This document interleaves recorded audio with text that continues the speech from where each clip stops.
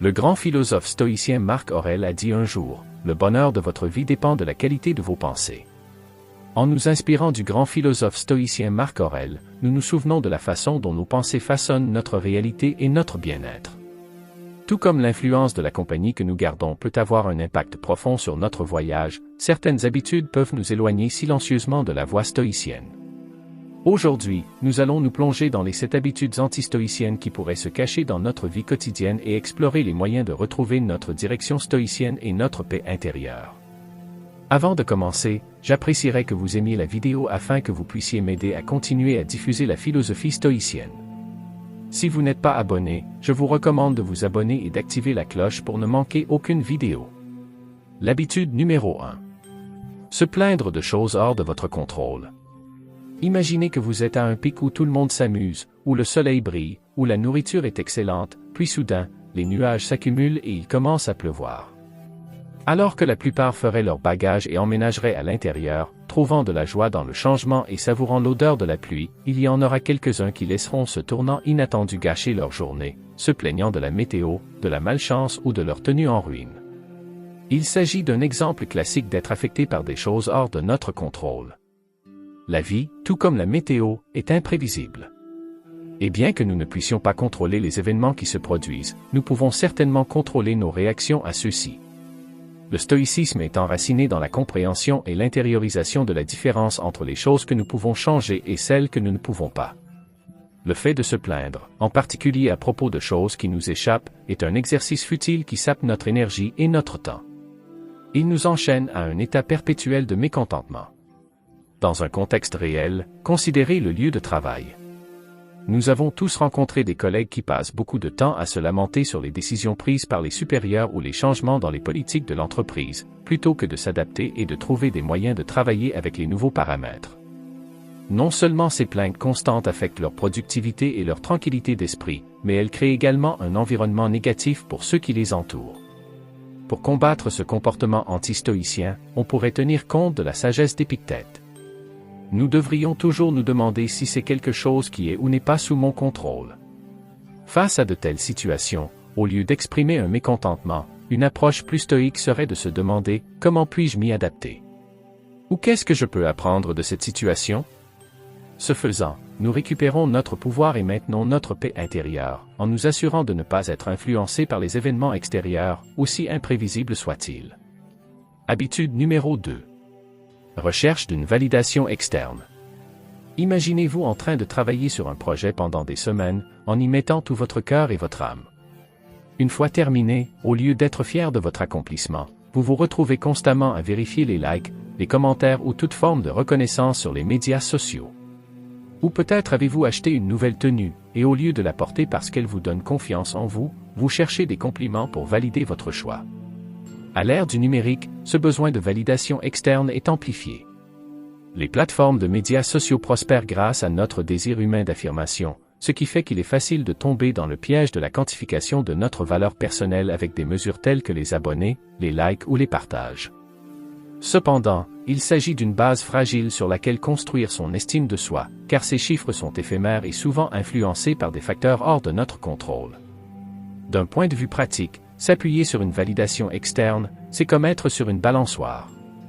Un jour, vous êtes debout à cause des éloges et de l'attention, et le lendemain, vous êtes en chute libre à cause d'un manque de ceci ou, pire, de critiques. Ces montagnes russes émotionnelles volatiles nous empêchent d'avoir un sentiment constant d'estime de soi et de paix. L'approche stoïcienne serait de trouver la validation de l'intérieur.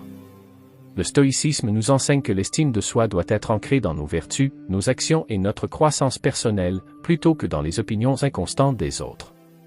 Comme Épictète l'a judicieusement dit, ce n'est pas ce qui vous arrive, mais la façon dont vous y réagissez qui compte. Cela signifie que la véritable mesure de notre valeur n'est pas les éloges ou les critiques que nous recevons des autres, mais la façon dont nous évaluons et ressentons nos propres actions et décisions. Pour incarner ce principe stoïcien, la prochaine fois que vous vous retrouverez à chercher la validation de sources externes, faites une pause et réfléchissez. Pourquoi ai-je besoin de cette validation? Suis-je fier de mes actions ou de mes décisions? Si la réponse est oui, cela seul devrait suffire. N'oubliez pas que même si les commentaires peuvent être utiles pour la croissance, votre estime de soi doit venir de l'intérieur, enracinée dans vos actions, vos intentions et votre intégrité, plutôt que dans les opinions en constante évolution du monde qui vous entoure. Habitude numéro 3. Être esclave de ses émotions.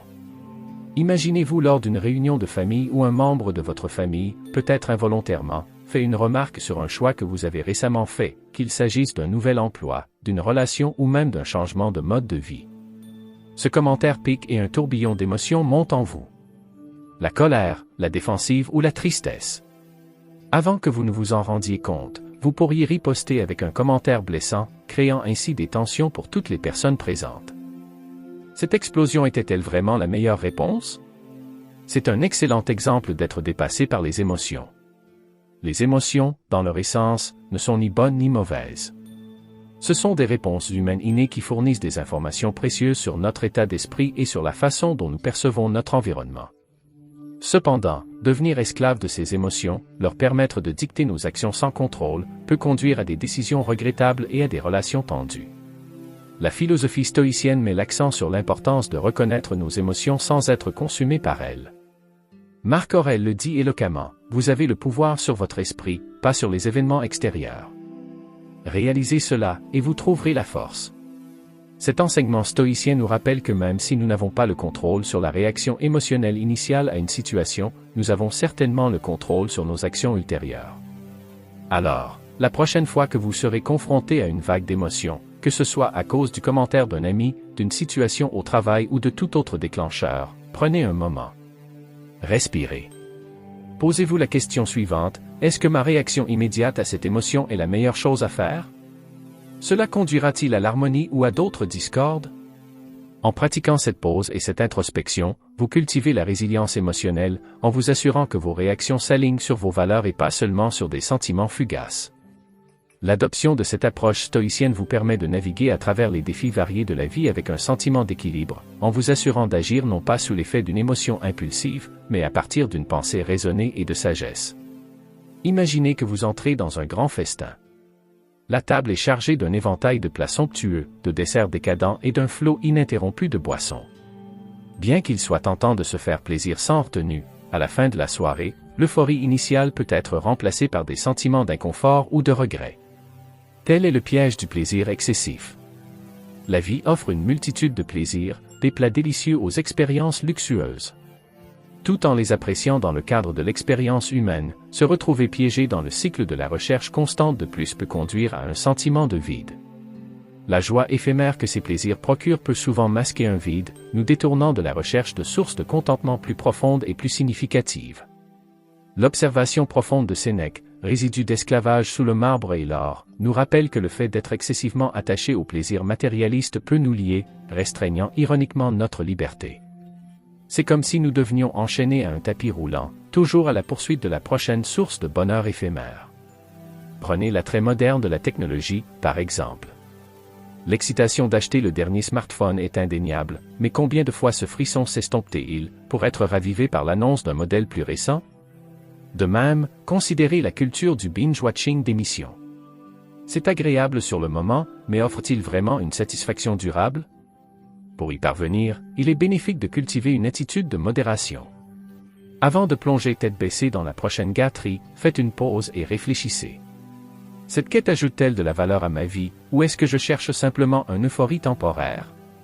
Une telle introspection aide à faire la distinction entre ce qui enrichit véritablement nos vies et ce qui n'offre qu'une évasion momentanée. En veillant à ce que nos désirs s'alignent sur le bien-être à long terme plutôt que sur des euphorisants transitoires, nous nous positionnons pour éprouver un sentiment de joie et d'accomplissement plus profond et plus soutenu. Habitude numéro 5. Vivre dans le passé.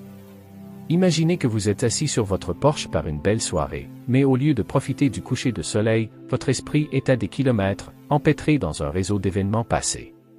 Peut-être s'agit-il d'une erreur que vous avez commise, d'une occasion que vous avez manquée ou d'un souvenir de quelqu'un que vous avez connu autrefois. Bien que tout le monde s'en souvienne parfois, s'ancrer dans le passé peut vous empêcher de vivre pleinement dans le présent. S'attarder sur les événements passés, en particulier ceux remplis de regrets ou de chagrins, peut être comme marcher dans la vie avec un sac à dos lourd. Cela vous accable, vous ralentit et vous empêche de voir les opportunités et la beauté juste devant vous. Chaque fois que vous rejouez un événement passé, vous lui donnez du pouvoir, lui permettant d'occuper un espace mental précieux qui pourrait être mieux utilisé pour le présent. Épictète, l'un des philosophes stoïciens renommés, a dit « Ce n'est pas les hommes qui sont troublés par les choses, mais par les vues qu'ils en prennent. » Cela signifie que notre souffrance n'est souvent pas due à des événements passés eux-mêmes, mais à cause de notre attention et de notre interprétation continue de ceux-ci. Considérez l'histoire de deux vieux amis qui se réunissent après de nombreuses années. On se lamente sur le passé, sur les occasions non prises et sur les relations perdues. L'autre, cependant, parle des leçons apprises, de la gratitude pour les moments présents et de l'enthousiasme pour l'avenir. Tous deux ont connu le passage du temps, mais leurs perspectives diffèrent considérablement. Pour se libérer des chaînes du passé, il est crucial de cultiver la pleine conscience. Lorsque vous vous retrouvez à dériver dans des temps révolus, ramenez doucement votre attention sur le présent. Participez à des activités qui vous ancrent dans le présent, comme la méditation, la tenue d'un journal ou simplement faire une promenade et observer votre environnement. En vous concentrant sur le présent et en traitant chaque jour comme un nouveau chapitre, vous vous libérez des chaînes du passé, ce qui vous permet d'écrire une histoire plus lumineuse et plus épanouissante pour vous-même. Habitude numéro 6. Obsédé par l'avenir. Imaginez-vous en vacances sereines à la plage. Les vagues clapotent doucement sur le rivage, une brise agréable souffle, mais au lieu d'être dans l'instant, vous êtes perdu dans vos pensées, vous vous inquiétez d'un projet de travail à venir, d'une décision financière ou d'un certain nombre d'incertitudes futures. Bien qu'il soit naturel de penser et de planifier l'avenir, être consumé par celui-ci peut vous priver de la joie et des expériences du présent.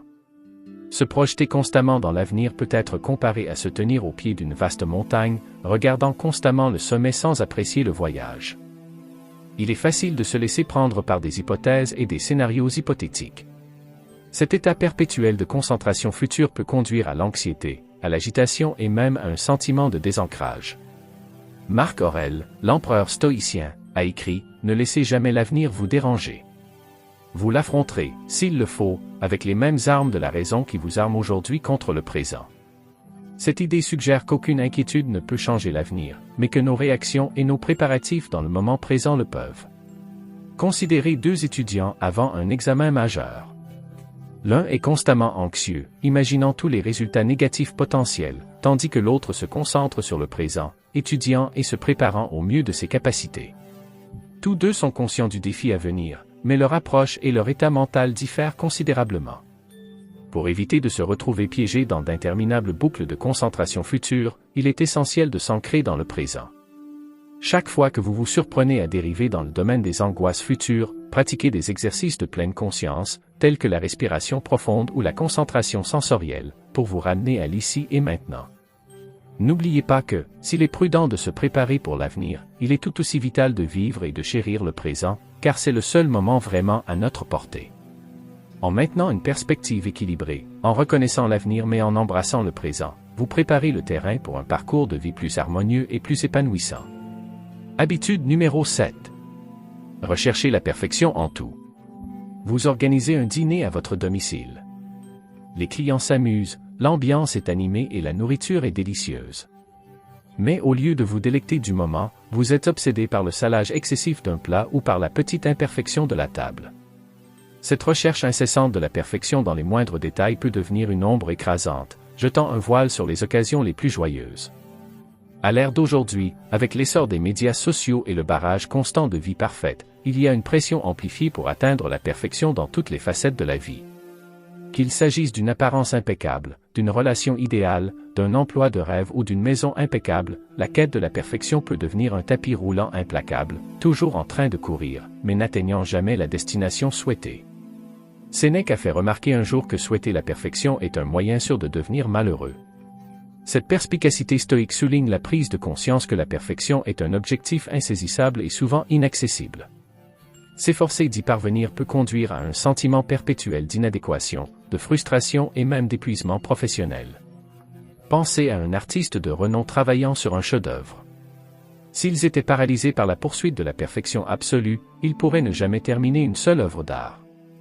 Au lieu de cela, ils reconnaissent que la beauté réside souvent dans les imperfections, et que c'est la création globale qui compte, et non les irrégularités infimes. Pour s'éloigner de ce piège perfectionniste, il est important d'adopter le concept d'assez. Il ne s'agit pas de se contenter de la médiocrité, mais de reconnaître que la recherche de l'excellence et la recherche de la perfection absolue sont deux choses différentes. Célébrez vos réalisations, aussi petites soient-elles, et apprenez à accepter les imperfections qui accompagnent le fait d'être humain. Lorsque vous vous retrouvez dans une spirale de tendance perfectionniste, prenez du recul et demandez-vous si c'est vraiment important. Cela aura-t-il de l'importance dans une semaine, un mois ou un an? En recadrant votre perspective et en vous concentrant sur la situation dans son ensemble, vous pouvez vous libérer des contraintes du perfectionnisme et mener une vie plus équilibrée et plus satisfaite. Ou trop. En réfléchissant à la sagesse des sages stoïciens, il devient évident que la conscience de soi et l'introspection sont essentielles pour nourrir une vie équilibrée et résiliente. Alors que nous avons voyagé à travers ces 7 habitudes anti-stoïciennes aujourd'hui, j'espère que vous avez trouvé des idées pour guider et affiner votre propre chemin. N'oubliez pas que le stoïcisme n'est pas une question de perfection, mais de progrès et de perspective. Prenez un moment pour vous demander si vous êtes victime de certaines de ces habitudes. Comment pouvez-vous corriger le tir et vous améliorer? Je vous encourage à partager vos réflexions et vos expériences dans les commentaires ci-dessous. Laquelle de ces habitudes a le plus résonné en vous? Avez-vous rencontré d'autres habitudes qui remettent en question votre parcours stoïque? Créons un espace de discussion dynamique et de croissance mutuelle. Merci de vous joindre à moi et jusqu'à notre prochaine exploration, puissiez-vous trouver la sérénité et la force de manière stoïque.